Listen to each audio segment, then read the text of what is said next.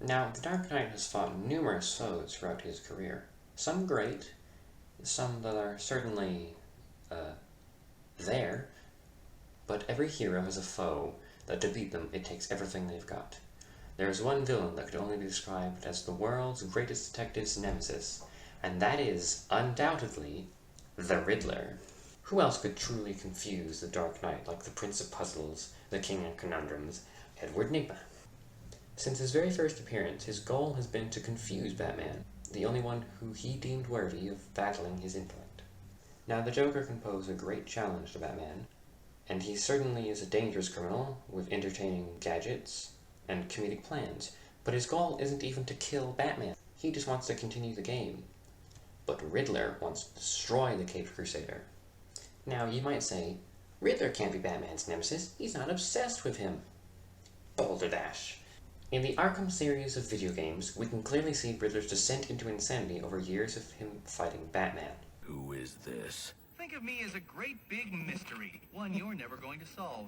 Yes, it is I, Edward Nigma, the Riddler.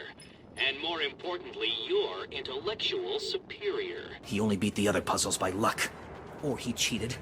Or both. Enough! This is beneath me. You are beneath me. But Batman's true nemesis could torment him on an emotional level. Riddler can't do that. Poppycock. Shown in the frankly overrated Hush story, we can see that he does just that, making fun of Batman by stealing his dead surrogate son's corpse. No, you might cry, but he can't pull off outrageous plans like the clown.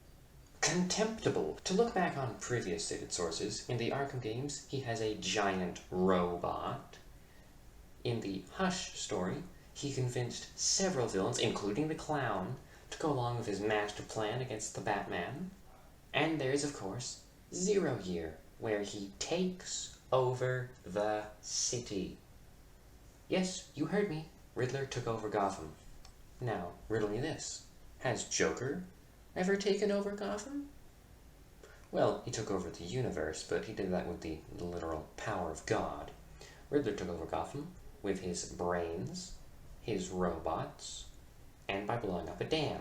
To see how he truly tests Batman's detective skills, look to the movie The Batman. While the costume design is awful, when he's toying with Batman and seeing if he can discover his plan, Batman is truly challenged by his riddles and even needing some help from some random cop. No, it's a Tucker.